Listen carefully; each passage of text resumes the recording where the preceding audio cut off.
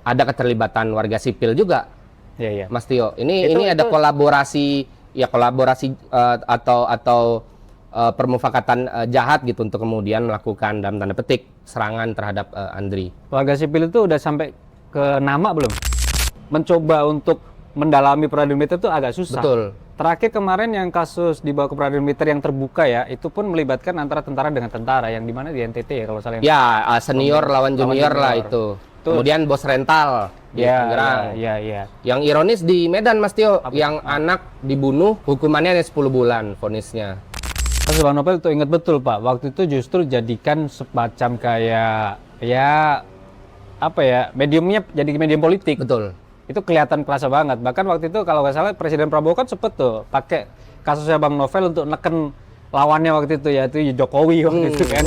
Teman-teman bahkan di daerah-daerah lain gitu ya. Iya, Mas di Jabar kan di Jabar, Ketua Batko HMI Jabar, di Sumut juga katanya. Terus beberapa teman-teman katanya juga mengalami hal yang sama. Setidak-tidaknya ngerasa dibuntutin dan lain sebagainya gitu ya. Ini intinya kan kita kemudian berpikir ini apa sebenarnya yang terjadi gitu ya. Kita serasa hidup di rezim teror gitu ya. Iya.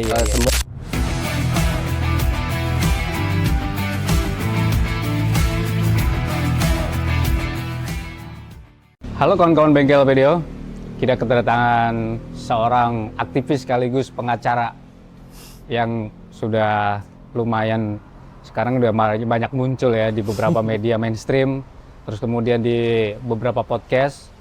Ada Fadil Amran, bukan. Fadil Al-Fatah. Fadil Amran beda ya kan, kakek moyang bukan. Mentan ya. Jadi ada Bung Fadil. Kita sebutnya Bung Fadil, karena beberapa hari terakhir ini Bung Fadil agak serius pembahasannya, apalagi kemarin habis diundang di Komisi 3 DPR, dan ini kaitan dengan peristiwa yang menimpa kawan kita, Andri Yunus, yang sampai saat ini kita akan tanya ke Bung Fadil, sejauh mana kondisi kesehatannya. Sempat jenguk nggak beberapa hari terakhir ini? Kami biasanya datang ke RSCM aja, ketemu keluarga, ketemu teman-teman. Kan dekat dari kantor LBH ya? Tapi memang kondisi medis mengharuskan Andri dalam perawatan intensif di high care unit Rumah Sakit Cipto Mangunkusumo, Jakarta Pusat. Nah, sementara ini memang nggak boleh dijenguk secara langsung gitu ya. Iya. Masih fokus lah perawatan intensif dan tindakan-tindakan medis ke depan. Kan kemarin terakhir si Dimas Kontras bilangnya semakin memburuk ya? Ya, kalau itu kan memang dinamika proses perawatan medis gitu ya. Tapi kabar terakhir, khususnya kondisi psikologis sangat stabil kalau kata tim dokter dari RSCM. Oke, kita doain lah semoga Andri Yunus cepat membaik. Apapun yang menimpa Andri Yunus, kalau sampai saat ini sih kita sangat merasakan. Ya. Bahkan beberapa kawan ini saking sentimentalnya ya, ngerasa ya ini situasi yang nggak beres lah. Betul. Ya mungkin Bung Fadil lebih memahami situasi hari ini lah. Gimana Bung Fadil, kemarin habis dari Komisi 3 ini? Ya kemarin di tanggal berapa ya? Tanggal 31. Tapi habis kalian dari Komisi 3, ternyata tiba-tiba kepolisian ngelimpahin ke... Betul. Kenapa pakai istilah pelimpahan ya? Ya kami juga kami kaget karena itu disampaikan langsung di... Jadi itu tuh sebenarnya campuran antara RDP, rapat dengar pendapat mitra Komisi 3 yaitu Polri, dan kami masyarakat RDPU. Oke, jadiin satu ya? Disatukan dalam satu forum yang sama. Nah kami kaget karena itu disampaikan di situ. Sedangkan sebelum ini kami belum pernah dapat perkembangan lebih lanjut soal bagaimana proses ini akan berjalan ke depan. Apakah disidangkan di peradilan umum atau di peradilan militer. Walaupun kami sejak awal kan sampaikan banyak sekali argumentasi soal ini seharusnya diadili di peradilan militer. Nah kami kaget karena kalau Mas Tio perhatikan di Reskrim Polda Metro, Kombes Iman kan sampaikan bahwa ini sudah dilimpahkan, tapi nggak ada penjelasan lebih jauh soal pelimpahan itu seperti apa, khususnya alasan-alasan formil dan statusnya. Jadi cuma dibilang karena nggak ada warga sipil, pelakunya diduga TNI, ya dilimpahkan ke peradilan ke Puspom TNI. Tapi alasan-alasan lain, keterbukaan dan transparansi kami pikir belum ada. Ya sejauh ini berarti yang muncul, yang diberitakan itu benar ya, berarti hanya karena alasannya belum ada warga sipil. Ya itu yang disampaikan di RDPU. Iya. Terus kemudian kalau misalnya ini dianggap penyelidikan yang belum tuntas, karena kan kalian udah sempat rilis kan bahwa total ada 16 pelaku ya. Iya. Nah itu kemungkinan ada warga sipilnya nggak? Sejak ya segeralah setelah kejadian tanggal 12 itu kami juga melakukan berbagai upaya untuk mencari fakta, untuk menelusuri sebenarnya apa yang terjadi dan siapa-siapa saja yang terlibat. Setidaknya sejak kami rilis beberapa waktu lalu ada 16 orang yang menjadi pelaku lapangan.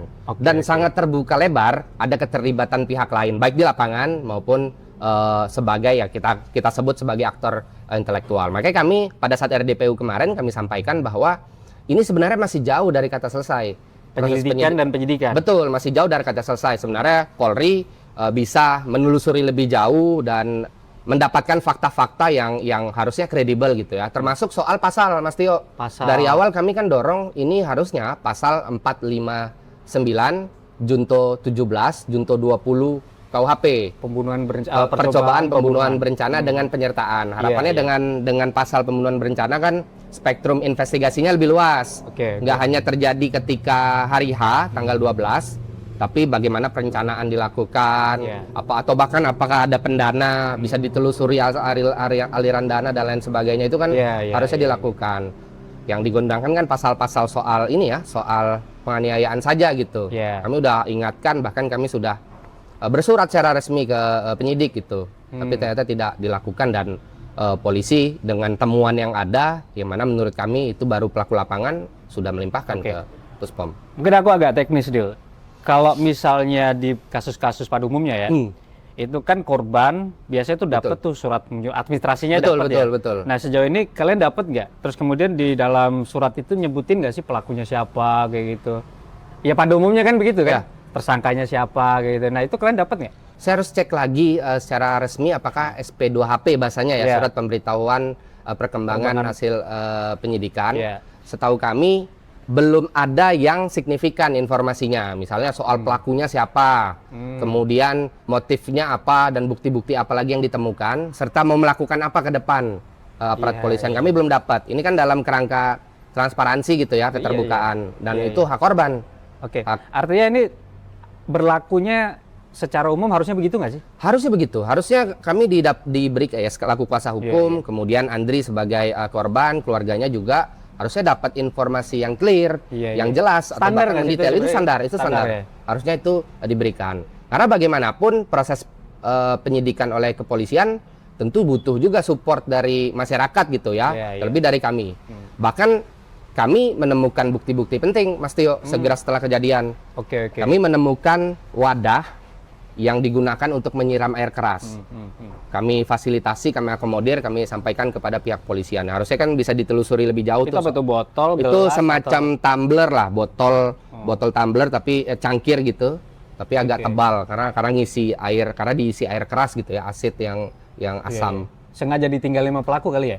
Kalau dalam penelusuran kami, karena pelaku dan Andri itu berlawanan arah, sangat mungkin karena faktor angin, faktor di atas kendaraan bermotor gitu ya, ketika menyiram ada cipratan yang juga terkena pelaku. Sehingga ketika pelaku kaget terkena cipratan, dan itu air keras ya, panas dampaknya tentu bagi kulit sangat buruk, tidak sengaja terjatuh. Kalau beberapa ini ada sih yang berasumsi bahwa itu sengaja ditinggalin kayak gitu, jadi biar cepet ketangkep kayak gitu. Tuh ada tuh beberapa yang bikin konten begitu. Ya ini terlepas dari perdebatan yang soal tumbler tadi itu ya. Kalau misalnya sampai sekarang teman-teman kuasa hukum itu belum dapat secara administratif itu surat menyuratnya, SP2HP-nya kayak itu, artinya ya bisa dianggap ini ada yang nggak normal nggak sih? Iya, kami mensinyalir ada hal-hal yang tidak terjelaskan dengan transparan kepada kami khususnya. Apalagi kasus ini kasus yang menarik perhatian publik. Bagi kami ini kasus yang punya dimensi kepentingan publik. Publik punya hak juga untuk tahu. Dan memang Polri melakukan serangkaian konferensi pers gitu ya, sejak kejadian sampai beberapa konferensi pers sebelum Lebaran kemarin. Tapi proses lebih lanjut akan seperti apa dan kemudian pelimpahan ini didasari apa, kami nggak dapat informasinya sebelumnya, Mas Tio. Dan ini ganggu kalian kan, otomatis ganggu kerja lah ya. Betul.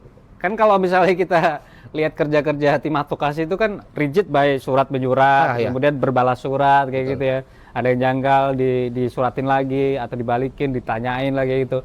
Itu proses administrasi yang ya sedikit banyak kita tahu lah. Betul. Kebetulan saya juga beberapa kali dapat surat-surat begitu tuh. kalau jadi saksi itu Iya, dapat betul. tuh suratnya. Di Betul. situ kan nanti ada pelakunya, tersangkanya, pasal yang dikenakan. Wah, ya, Kayak betul. gitu kan. Dan saat ini sampai sejauh ini Bung Fadil bilang belum ada ya. Ya. Surat menyuratnya itu ya, yang nyampe yang Ya, surat menyurat ada, surat menyurat, tapi informasi yang signifikan, informasi yang jelas, yang seharusnya itu bukan sekedar prosedural, itu hak korban, itu kami tidak dapatkan secara signifikan informasinya. Waduh, ini catatan menarik ya, yang substansial ya. Meskipun publik juga harus sedikit dipahami, sedikit dipahamkan lah, dikasih paham bahwa ya ini penting dan untuk memenuhi hak korban tadi itu ya. Nah, Bu Fadil, kalau misalnya penyelidikan belum tuntas, terus kemudian ada ketidakjelasan dalam proses atau penegakan hukumnya, ini dampaknya apa kira-kira? Kami menduga kuat gitu ya, ini ada upaya untuk melokalisir pelakunya hanya di pelaku lapangan. Oke. Sedangkan dalam premis kami, kemudian temuan-temuan didukung temuan-temuan kami menduga kuat ini serangan yang terorganisir, yang terencana gitu ya. Iya. Ketika kami sebut ada 16 orang yang terlibat setidaknya, tentu kan ada orang yang juga memegang komando koordinasi dan komunikasi. Harusnya itu ditelusuri lebih jauh. Kalau hanya 4 atau 2 orang saja yang kemudian disebut sebagai pelaku, ya kami mensinyalir ini tidak akan dibuka lebih jauh. Termasuk menelusuri yang pos koordinasi itu ya? Betul, ada temuan dari berbagai produk jurnalistik, ada pos koordinasi yang ternyata terdaftar sebagai barang milik negaranya Kemenhan kan. Termasuk kan penelusuran juga bisa dilakukan ketika Kabais mundur. Itu kan harus juga dilihat sebagai pertanggungjawaban institusional. Mundur saya sebenarnya nggak cukup, tapi rentang pertanggungjawabannya sampai ke atas itu juga harus ditelusuri dong. Kalau ada pertanggungjawaban hukum ya tarik itu dalam suatu kerangka proses hukum. Dan kalau operasi yang atau kerjaan-kerjaan tentara ini kan biasanya komando ya? Betul. Umumnya ya, pada umumnya yang kita tahu ya, komando ya. Artinya kalau misalnya ini pelakunya adalah saat ini sejauh ini kan tentara. Artinya kemungkinan bahwa itu adalah komando, perintah atasan segala macam itu sangat mungkin. Sangat mungkin. Sangat mungkin ya. Ya, itulah perlunya penyelidikan yang harusnya tuntas. Betul, penyelidikannya ya nggak hanya berorientasi tadi sama siapa yang menyiram, siapa yang membantu atau turut serta melakukan, tapi itu tadi karena ini ada dugaan terorganisir, terencana dan lain sebagainya, ya rantai, apalagi pelakunya kan berdasarkan info Puspom ya anggota Denma Bais TNI gitu ya, clear, harusnya rentang pertanggungjawabannya sangat mudah ditelusuri ketimbang kita yang sipil. Kalau masyarakat umum ya, contohnya saya nih ya, paling penting itu kan tahu motifnya si pelaku tadi. Betul. Dia kenapa sih nyiram hantu itu aja. Nah, kalau misalnya di proses penanganan perkaranya ternyata tidak jelas, terus kemudian kalau kata Bung Fadil tadi dilokalisir lah segala macam, akhirnya kita jadi nggak tahu nih motifnya apa. Jangan-jangan nanti motifnya di luar dugaan. Betul. Kalau dulu kasus Bang Novel, tiba-tiba motifnya adalah karena nggak senang aja. Dendam, individual motifnya. Ya, jadi waktu 2017 tuh mungkin kawan-kawan bengkel ada yang ingat gitu kan? Kalau saya masih ingat dia 11 April 2017 ya kan. Ngeliput juga. Iya kan. Ya, itu ternyata 2 tahun berselang 2 tahun dari situ pelakunya ketangkep dan motifnya ternyata cuma dendam. Jadi agak padahal jelas pelakunya ya dalam institusi yang juga punya rantai komando. Betul, dan itu kan ada rangkaian panjangnya gitu loh, ada background yang waktu itu ternyata tidak dikupas lebih jauh karena itu tadi penyidikannya nggak terbuka lah, terkesan tertutupi. Jadi Bung Fadil, tadi tuh balik lagi ke dampak secara hukum acara. Kalau misalnya penyidikan belum clear, nemuin warga sipil terutama gitu ya, ini nanti dampaknya ke peradilan, ya kan? Ini kan harus bawa ke peradilan ya? Iya betul. Dan desakan masyarakat sipil sekarang kan dibawa ke peradilan umum. Nah, ketika ini penyelidikan yang nggak tuntas, apakah tetap nanti akan bisa dibawa ke peradilan umum atau tetap pakai, kalau bahasa ini arahnya kepolisian ini kan kayaknya mau dibawa ke peradilan militer nih?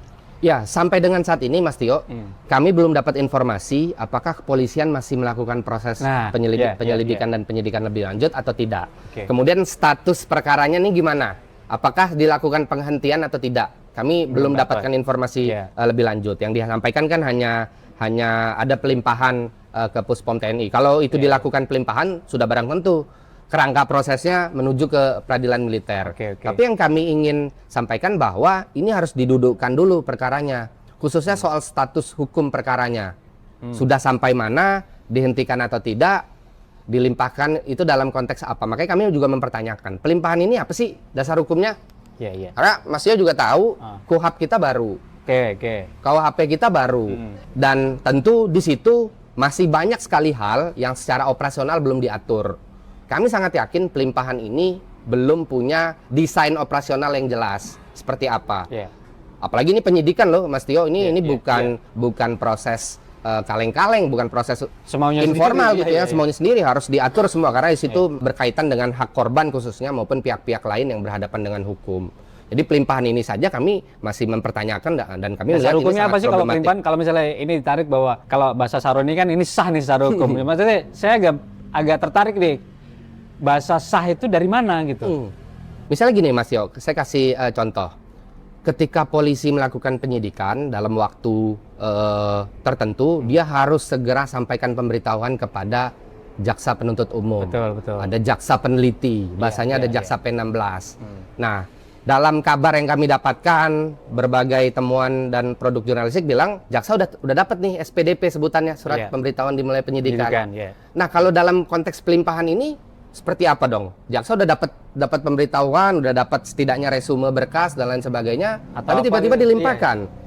Nah, ini kan temuan yang menurut kami secara operasional menunjukkan adanya masalah serius terkait pola koordinasi. Ini kan sistem peradilan pidana terpadu, Mas Tio. Ini harusnya tracknya jelas, prosesnya jelas, dan orientasinya pada keadilan. Dengan situasi kayak gini, kekacauan, dan kami lihat ini potensinya akan menimbulkan berbagai permasalahan, kami pikir ini bisa jadi tidak berorientasi pada keadilan ini. Oke, berorientasi pada apa? Atau nih. Tapi intinya itu dia tidak sesuai track tadi, tidak sesuai track sistem peradilan pidana yang ada. Karena itu tadi KUHAP cuma tahu antara kalian limpahkan atau kalian hentikan. Di peti eskan pun nggak boleh perkara dilakukan penundaan secara berlarut tanpa alasan yang sah, itu kan juga nggak boleh. Perkara harus ada kepastian proses. Kalau dalam KUHAP baru itu, dalam konteks pelakunya adalah anggota TNI ya, kepolisian punya kewenangan sejauh apa sih? Kalau di KPK tuh kan beberapa kali kan ada tuh muncul misalnya pelakunya anggota TNI gitu, tiba-tiba dilimpahin aja ke Puspom TNI. Modelnya kayak serampangan gitu nggak sih? Betul. Nah, dalam konteks ini sejauh mana sih kewenangan penyidik di luar TNI tadi itu yang diatur dalam hukum acara itu? Jadi kalau Mas Tio perhatikan, KUHAP baru ini kan memuat suatu substansi yang menurut kami pada saat itu bermasalah. Kami kritik itu habis-habisan. Karena menempatkan penyidik Polri sebagai penyidik utama. Jadi kalau penyidik tindak pidana lain mau melakukan suatu proses penyidikan, dia dalam koordinasi dan supervisi dari dalam korwas lah, koordinasi dan pengawasan penyidik Polri. Nah, tapi dalam konteks ini kami melihat, loh kok ini nggak dalam ini tadi ya substansi yang didorong oleh Komisi 3 dan DPR RI maupun pemerintah sebagai pembentuk undang-undang. Polisi seperti tidak jadi penyidik utama di sini gitu ya. Seperti ada penyidik utama lain gitu. Walaupun kami kritisi pada saat itu dan kami sampaikan dalam RDPU, ini kan kasarnya saya bilang ini kan kalian yang buat undang-undangnya. Tapi kemudian pelimpahan ini justru mencoreng tadi, menunjukkan bahwa apa yang kalian buat itu ya kontradiktif dalam implementasi. Waktu itu sempat ditanya nggak sama anggota DPR ketika ada bahasa pelimpahan tadi itu? Ada beberapa anggota DPR juga mempertanyakan hal yang sama gitu ya. Ini pelimpahan ini apa sih? Apa dasar hukumnya? Dan kemudian status proses yang sudah kalian lakukan akan seperti apa gitu? Itu juga dipertanyakan. Jawabannya? Tidak dijawab. Sama waktu ditanya wartawan nggak dijawab juga. Secara substansial nggak dijawab. Nah, lanjut yang tadi Mas Yo, yang polisi adalah penyidik utama tadi ya dalam konteks. Ini terlepas dari kita setuju atau tidak, karena kami pada saat itu nggak setuju dengan pengaturan itu. Tapi intinya penyidik Polri punya kekuasaan yang sangat leluasa dalam KUHAP. Pakai mengacu dalam KUHAP. Betul. Tapi di sini kami melihat, wah ini mungkin ada penyidik lain yang lebih berkuasa ada yang gitu. Lebih utama. Ada yang lebih primus inter pares gitu ya. Kelihatan kayak nggak pede gitu sih. Waduh, mungkin ya. Ini Mas Tio ngomong. Maksudnya kelihatan nggak pede kan mungkin. Ya kami jawabannya memang mungkin ya, jawabannya mungkin. Kalau kita runut Mas Tio, Polri cukup sigap dalam proses. Beberapa hari setelah kejadian dia lakukan penyidikan, penelusuran dan lain sebagainya, langsung diumumkan beberapa hal gitu ya soal pelaku terekam CCTV dan lain sebagainya. Betul, di awal-awal kami pasti mengapresiasi seluruh langkah maju yang dilakukan berbagai pihak gitu ya. Nah, tapi yang kami lihat justru kan anti klimaks karena ini dilimpahkan. Padahal ini kecewa ya waktu itu ya. Dalam 2 konferensi pers saja kita bisa lihat Polri mampu nih secara bertahap untuk mengungkap setapak demi setapak gitu ya. Tapi kemudian belok dan kelihatan anti klimaks gitu ya, ini malah dilimpahkan. Ini arahnya jadi nggak karuan. Jadi nggak asik. Ya.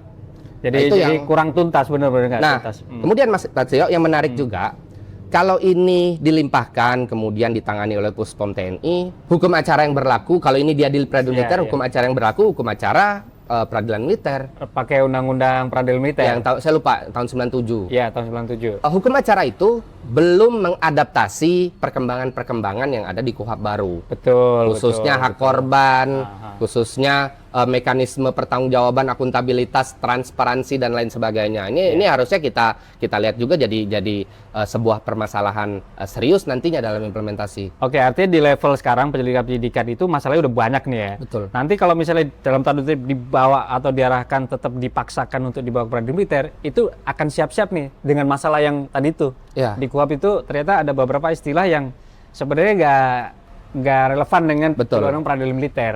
Nah, makanya tadi kalau Mas gitu. Tio bilang ada pejabat publik, ada anggota DPR yang bilang ini sah, berarti ya dia menurut kami setidaknya ya dia merestui nanti potensi kekacauan koordinasi, kekacauan dalam hal-hal seperti itu gitu ya. Makanya perlu dijelaskan nih sah dalam arti apa? Karena kalian sebelumnya bikin KUHP baru yang seperti ini yang kemudian disebut sebagai pembaruan hukum acara pidana kan. Kalau dugaan saya nih, Bung Fadil ya, ini nanti akan terjadi drama administrasi gitu nggak sih? Ngeri.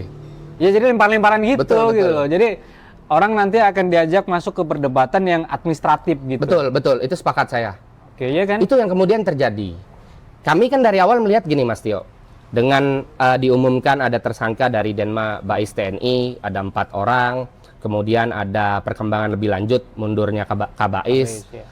Kami melihat dan berbagai kalangan juga menyebut ini sepertinya ada skandal besar dalam kelembagaan maupun tata kelola intelijen kita. BAIS, Badan Intelijen Strategis TNI, yang harusnya melakukan pencarian dan pengumpulan informasi, deteksi dini soal ancaman terhadap pertahanan negara, kok digunakan untuk hal yang jauh di luar koridor itu gitu ya. Nah, ini kan harusnya juga kasus Andri harusnya juga dilihat dalam horizon yang lebih besar gitu ya. Betul. Tapi memang kami melihat ada arah atau kecenderungan untuk mengerdilkan ini dalam perdebatan yang tadi Mas Tio bilang teknis administratif saja. Padahal sebenarnya problemnya besar nih. Betul. Problemnya besar. Dan sebenarnya Bung Fadil, kalau misalnya kita baca KUHP lagi ya, pasal 170 itu kan jelas kalau misalnya ini mau dibawa ke peradilan militer harus ada kerugian militer loh. Betul. Di KUHP baru yang paling dilihat kan titik berat kerugiannya di mana? Ini kan ini korban Andri warga sipil dilakukan di ruang publik. Kemudian ini kan nggak ada pembenaran yang sama sekali bilang bahwa ini operasi militer atau ini operasi militer selain perang. Menyasar warga sipil kok. Kalau misalnya itu nanti dipakai justru malah jadi pertanyaan lanjutan gitu. Jadi akan TNI kita dengan segala macam anggaran, dengan kewenangan yang dimiliki dan lain sebagainya, kok digunakan untuk hal yang sesesat ini gitu ya. Tapi kan ada pertanyaan. Tapi kayaknya nggak mungkin ya pakai alasan itu. Ya saya pikir nggak rasional lah pakai alasan itu. Ini murni suatu kejahatan dan ini di luar kerangka tugas dari BAIS. Berarti di sini kita mau coba konsisten gitu. Kalau ini bawa ke peradilan militer ini sesuatu yang kayak nggak masuk akal. Ya itu yang kemudian kami sangat ini Mas Tio sangat khawatir ini dibawa ke peradilan militer ini akan menemukan kendala-kendala baik kendala yang sifatnya teknis maupun kendala-kendala hal lain yang menurut kami belum dari sisi keterbukaannya Bung Fadil. Ya, saya sih belum punya pengalaman yang oke ya kalau untuk liputan-liputan peradilan militer, tapi mencoba untuk mendalami peradilan militer itu agak susah. Betul. Terakhir kemarin yang kasus dibawa ke peradilan militer yang terbuka ya, itu pun melibatkan antara tentara dengan tentara yang dimana di NTT ya kalau salah. Ya, senior lawan junior lah itu. Kemudian bos rental di Tangerang. Yang ironis di Medan Mas Tio, yang anak dibunuh hukumannya hanya 10 bulan vonisnya. Dibunuh loh. 10 bulan? 10 bulan. Kasusnya di Deli Serdang, di pengadilan militer di Medan. Oh, di Mamil ya berarti ya? Betul. Militer ya? Betul. Nah, kayak gitu-gitu guys. Jadi kawan-kawan bengkel, ada beberapa aspek di mana yang akan menjadi korban yang menerima dampak kerugian jauh lebih besar itu akan ya tadi korban ya. Dan masyarakat juga pasti juga akan merasa bahwa ini gini lagi gitu. Ya. Kalau bahasanya impunitas gitu. Iya nggak sih? Betul. Kalau misalnya tetap dibawa ke peradilan militer gitu kan. Iya. Oh Fadil, sepil dong ketemuan KMS terakhir. Iya. KMS. Kalau misalnya kemarin kan Kompes dia udah nyebutin tuh 16 pelaku lapangan kayak gitu. Nah, mungkin ada temuan lagi yang belum pernah disampaikan. Jadi tadi saya sudah sedikit sampaikan Mas Tio. Jadi segera setelah kejadian tuh kami lakukan berbagai penelusuran dan investigasi secara mandiri dengan mendalam gitu ya untuk melihat seperti apa yang terjadi, pelakunya kurang lebih siapa dan bukti-bukti apa yang dapat dikumpulkan gitu ya. Setidaknya tadi kami temukan ada 16 orang dan kami mensinyalir ada keterlibatan warga sipil juga. Mas Tio, ini ada kolaborasi atau permufakatan jahat gitu untuk kemudian melakukan dalam tanda petik serangan terhadap Andri. Warga sipil itu udah sampai ke nama belum? By name, by address kayak gitu? Oke, maksudnya temuan KMS yang terkait dengan warga sipil itu sudah by nama, by address kayak gitu atau? Sementara mungkin masih menuju ke situ. Sementara masih penelusuran lebih dalam. Artinya memang ditemukan lah ya, dugaan bahwa ini keterlibatan warga sipilnya ada. Betul. Gitu ya. Jadi kalau misalnya nanti temuan benar-benar itu ada warga sipil, ya mau nggak mau peradilan umum, ya nggak sih, sesuai KUHP. Nah, pertanyaan lebih jauh, status perkaranya gimana kalau udah dilimpahkan? Nah, makanya kami bilang kan tadi prematur ini kalau dilimpahkan, tapi prosesnya masih jauh dari kata selesai. Kenapa sih ini nggak ditangani secara normatif gitu? Iya nggak sih? Iya, harusnya kan gini Mas. Jadi akan memunculkan masalah-masalah baru nggak sih? Betul. Ini kan serangannya terencana, terorganisir gitu ya. Bahkan diakui ini dilakukan oleh aparatur intelijen. Ya penanganannya, penegakan hukumnya juga harus sistematis gitu ya, nggak boleh gerabak gerubuk, nggak boleh terburu-buru gitu ya. Ya kami pengen ada upaya cepat, tapi juga kami memahami bahwa ada proses yang harus ditempuh, ada upaya untuk kemudian membuktikan. Tapi kalau ini buru-buru, kalau ini tiba-tiba dilimpahkan, kan kami mencurigai hal lain, Mas Tio. Apa? Hambatan-hambatan yang bukan teknis justru, hambatannya yang politis. Oke. Contohnya hambatan politis. Hambatan politis ketika ini berkaitan erat dengan pihak atau orang-orang atau sekelompok orang yang high profile, yang punya kekuasaan politik tertentu dan dia tidak mau menghendaki perkara ini diusut secara komprehensif, secara tuntas. Oke. Dan itu yang terjadi di kasus Bang Novel gitu ya. Ini kan ada dugaan tidak hanya pelaku lapangan, tapi orang dengan kedudukan yang besar, yang sangat mampu tuh mencegah atau bahkan merintangi proses penyidikan. Kalau kasus Bang Novel itu ingat betul Pak, waktu itu justru jadikan semacam kayak mediumnya jadi medium politik. Betul. Itu kelihatan kerasa banget. Bahkan waktu itu kalau nggak salah Presiden Prabowo kan sempet tuh pakai kasusnya Bang Novel untuk neken lawannya waktu itu, yaitu Jokowi waktu itu kan. Itu ingat betul itu, karena saya ada di konfesnya waktu itu. Bukan kayak semacam dia berorasi gitu kan, bahwa dia akan mempercepat penanganan kasus Novel Baswedan. Jadi muatan politis gitu akhirnya. Ya, ke depan ini sepertinya kasus Andri ini kalau misalnya kita lihat El Clasico Polri dan TNI ya kan, ya akan dibawa ke ranah itu juga, politis itu. Ya, sangat kami menduga sangat mungkin hal-hal yang tadi di luar urusan hukum, di luar urusan yuridis, tapi justru mengganggu proses hukum itu sendiri yang sebenarnya harusnya bisa ngungkap itu secara tuntas. Maka itu Mas Tio, kami dorong dibentuk tim independen gabungan pencari fakta TGPF. Ya, yang intinya mereka punya mandat yang kuat untuk melakukan investigasi, diisi dengan komposisi tokoh yang kredibel secara ilmu pengetahuan dan pengalaman, integritasnya. Dan harus ada KMS ya di situ. Betul, kuat ada keterwakilan yang memadai dari masyarakat sipil untuk kemudian menemukan motif, bukan hanya menemukan pelaku lapangan dan aktor intelektual, tapi melihat problem lebih besar apa. Dalam konteks ini kan sangat berkaitan. Kita bisa lihat dua problem besar. Misalnya soal reformasi sektor keamanan di isu intelijen.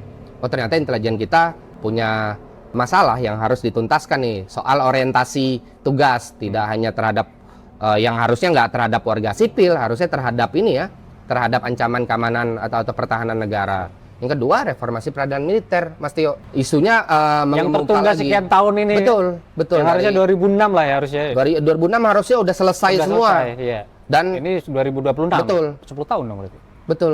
Iya. Harusnya dua hal. 20 tahun ya? Kasus Andri diungkap dengan objektif, menghadirkan keadilan, sekaligus juga mencari problem-problem yang sifatnya fundamental tadi yang kemudian akan menjamin ketidakberulangan. Nah, itu yang harusnya dilihat seperti itu, tidak dilihat sebagai kasus yang terpisah dari problem lain yang lebih besar gitu ya. Iya. Dan anehnya kan ini dipinggirkan, kemudian dilokalisir sebagai ini urusan peradilan militer. Nah, ini urusan ini jadi sangat teknis, padahal ini harus didudukkan dulu pelan-pelan, dilihat dalam tim yang objektif melihat persoalan apa sebenarnya yang terjadi. Kalau cara mikirnya itu sebenarnya begini kalau saya Bung Model. Jadi ini ada tindak pidana kejahatan lah ya, tindak pidana umum yang dilakukan oleh anggota TNI terhadap masyarakat sipil, terhadap warga sipil. Artinya ini pidana umum dong. Betul. Udah itu aja clear di situ harusnya. Betul. Artinya kalau pidana umum ya berarti ke peradilan umum dong. Itu Betul. aja sebenarnya kan. Kalau misalnya mau cari celah hukumnya atau bahasanya sesederhana itu. Kan ada di KUHP sesederhana ada, itu. Ya kan? Semua diatur gitu ya. Tapi kan ini juga harus tadi yang saya bilang harus dibuat lebih besar. Oke, ada tindak pidana umum diadili peradilan umum. Tapi ada problem-problem lain yang harusnya ketika ini diperbaiki, ini menjamin hal yang sama tidak terjadi di kemudian hari gitu ya. Soal bagaimana penyelewengan aparatur dan badan intelijen kita, bagaimana peradilan militer bisa melindungi doktrin dan prinsip militer tapi tidak mengganggu proses penegakan hukum di tindak pidana umum. Kan ini harusnya bisa dibuka. Jadi momentum untuk membuka ini lebih lebar dan mencari penyelesaian lebih adil. Kenapa kira-kira pemerintah dan DPR ini cenderung tidak mau memperbaiki atau tidak mau mereformasi peradilan militer terus kemudian sektor keamanan ini? Dan justru kemarin di Komisi 3 nggak ada pembahasan ini di KUHP di 2025 kemarin. Betul. Malah justru jabatan sipil yang yang direvisi beberapa ketentuan yang tidak menyentuh itu tadi, tidak menyentuh reformasi peradilan militer. Padahal itu bagi banyak ahli reformasi sektor keamanan itu jantung dari reformasi sektor keamanan yang merupakan mandat reformasi, tuntutan reformasi. Betul, sepakat. Ya, ini makanya kita tanya balik tuh pemerintah dan DPR, kadang-kadang fungsi legislasinya ya untuk kepentingan siapa gitu ya. Bung Fadil, kalau misalnya kita agak keluar konteks dikit ya, tadi kan juga ngomong substansial soal aturan-aturan hukum, KUHP, aturan hukum acara segala macam. Nah ini kemarin terakhir ternyata serangan balik untuk masalah sipil lumayan masif juga ya. Iya. Teror segala macam. Bahkan ada hoax juga tuh yang muncul ya di beberapa media sosial kayak gitu. Nah itu sampai sekarang masih dirasakan. Kabar lebih masif gak sih? Iya, kabar yang kami dapatkan ini pasca kejadian ternyata bukannya ada upaya untuk menghentikan ini, upaya serius untuk menghentikan serangan atau eskalasi serangan lanjutan, tapi ternyata dirasakan oleh banyak teman-teman bahkan di daerah-daerah lain gitu ya. Mas Jabar kan di Jabar, Ketua Batko HMI Jabar, di Sumut juga katanya, terus beberapa teman-teman katanya juga mengalami hal yang sama, setidak-tidaknya ngerasa dibuntutin dan lain sebagainya gitu ya. Ini intinya kan kita kemudian berpikir ini apa sebenarnya yang terjadi gitu ya. Kita serasa hidup di rezim teror gitu ya. Semua. Padahal kalau kita lihat statement Presiden sebenarnya cukup tegas soal terorisme. Tapi kami kemudian juga bertanya-tanya apakah ini sekadar retorika saja untuk kemudian bebas dari persoalan yang lebih besar atau justru ini adalah bagian inheren dari kejadian yang ada, bagian dari rangkaian. Dan Mas Tio kita juga harus ingat nih Mas Tio. Apa? Ini bisa kita tarik ke beberapa waktu sebelumnya. Kejadian bencana di Sumatera, banyak yang kritik soal penanganan, kemudian diteror. Ada yang rumahnya dimolotov, ada yang kaca mobilnya dipecahin gitu ya, ada yang mengalami berbagai macam hal yang buruk, didoxing, dikirimin bangkai ayam dan lain sebagainya. Ini kita dengan keberulangan, ketiadaan pengungkapan, ini harus kita lihat sebagai satu kesatuan utuh serangan dan teror terhadap masyarakat gitu. Jadi kita ngerasa kayak nggak terlindungi nggak sih sekarang? Persis. Maksudnya kita kan warga negara yang harusnya dilindungi sama negara. Nah, dalam konteks ini kan, ya kita nggak menuduh ini dilakukan oleh pemerintah atau orang-orang yang merasa kepentingan terganggu ya. Tapi setidaknya perlindungan untuk kita ini kan harusnya dijamin. Ya, betul. Iya nggak sih? Secara konstitusional dalam berbagai ketentuan hukum ya itu kan ada dasar yang punya kewajiban dan punya wewenang serta punya sumber daya untuk itu ya cuma negara sebenarnya. Iya. Itu hak dasar. Betul. Oke, Bung Fadil, apa nih kira-kira pesan terakhir? Waduh. Meskipun nanti masih akan kita undang lagi sih. Jadi pesan terakhir di podcast ini gitu kan. Kalau misalnya kita ngomong perbaikan nih, jadi kalau di bengkel nih harus ada solusinya nih. Kira-kira ngeri. Kan kita reparasi tanpa basa-basi, Bung Fadil. Iya kan? Apa kira-kira yang paling fundamental untuk segera diperbaiki? Atau setidaknya jangka pendeknya yang harus dilakukan oleh pemerintah, terutama APH kita ini dalam menangani kasusnya Andri Yunus. Pertama, saya ingin juga sampaikan bahwa serangan terhadap Andri Yunus ini serangan terhadap seluruh warga negara yang memperjuangkan haknya. Karena bisa jadi bukan hanya terhadap Andri Yunus, bisa jadi berulang terhadap orang lain. Bahkan kalau kita dengar diskusi kemarin, berbagai pemberitaan media, katanya targetnya nggak cuma Andri kan, Betul. sangat mungkin ada target lain dan sangat mungkin terjadi kepada kita gitu. Nah, yang ingin saya sampaikan adalah bahwa ini harus jadi perhatian kita bersama. Yang diserang ini Andri bukan siapa-siapa. Andri teman kita semua gitu ya. Dia memperjuangkan kepentingan publik, menempatkan kepentingan publik bahkan lebih besar daripada kepentingan pribadi. Jadi saya juga berharap teman-teman di banyak tempat juga mengawal kasus ini, memberikan solidaritas dan mendukung. Karena tanpa itu agak sulit karena pelakunya ya dalam konteks ini berada dalam struktur negara gitu ya. Dan itu yang kemudian perlu kita dorong bersama. Nah, kemudian yang kedua, kami nggak punya banyak desakan kami hal-hal sederhana kok. Ini diadili di peradilan umum. Ini ada masalah yang sifatnya politis dan sebenarnya ini bisa dicari nih jalur penyelesaian dan rekomendasi perbaikannya melalui TGPF. TGPF bukan hanya cari pelaku kok, nanti dia memberikan rekomendasi lain secara kebijakan apa yang harus diubah untuk menjamin ketidakberulangan. Itu juga kami dorong dan agaknya makin kesini makin urgent dan makin perlu gitu TGPF untuk menghalau dan mengatasi hal-hal tadi hambatan-hambatan yang sifatnya politis. Kemudian kami juga mendorong bahwa ya tadi kasusnya jangan cuma sekedar Andri, tapi ini momentum untuk perbaikan yang jauh lebih besar ke depan gitu. Betul. Artinya masih banyak kasus lain yang melibatkan prajurit ya. Dan di mana kadang-kadang kita nggak mendapat atau kita nggak merasa puas bahwa penanganannya kok cuman begitu, putusannya cuma segitu. Kadang-kadang ngerasa kayak nggak adil ya. Betul. Nah itu ada banyak kasus, nanti bisa lah kawan-kawan bengkel itu cek lah beberapa putusan terkait dengan banyak kasus yang melibatkan studinya kontras. Ya. Banyak studi teman-teman organisasi masyarakat sipil juga bilang bahwa ada disparitas tuh. Betul. Jadi kalau nggak ada perbaikan, khawatir kita ini jadi kayak permisifnya jadi kayak nggak apa-apa lah kita serang sono, nggak apa-apa lah kita ngelakuin kejahatan gitu, berarti betul. Kita itu TNI gitu ya, TNI ngerasa kayak akan jadi kembal hukum gitu. Iya. Ini kan nggak baik ya buat negara kita ya. Jadi agak hati-hati kita nih. Oke, makasih Bu Fadil udah mampir di Bengkel Video. Terima kasih. Kawan-kawan bengkel, ya sekian dan terima kasih atas perhatiannya ya. Tapi yang jelas begini, kawan-kawan bengkel. Jadi kita merasa bahwa ada sesuatu yang memang harus tetap kita kritisi itu, apalagi ini kaitan dengan hal yang substansial. Penanganan hukum, ya kan, penanganan perkara, penegakan hukum segala macam. Jadi kalau misalnya tidak ada pengawalan dari publik, ya kita merasa bahwa sekarang kita merasa terancam. Terutama orang-orang yang menyuarakan tentang kasus ini gitu kan. Tapi kalau misalnya kita terancam terus kita nggak bersuara terus gimana gitu kan. Betul. Khawatirnya nggak ada yang ngawal segala macam.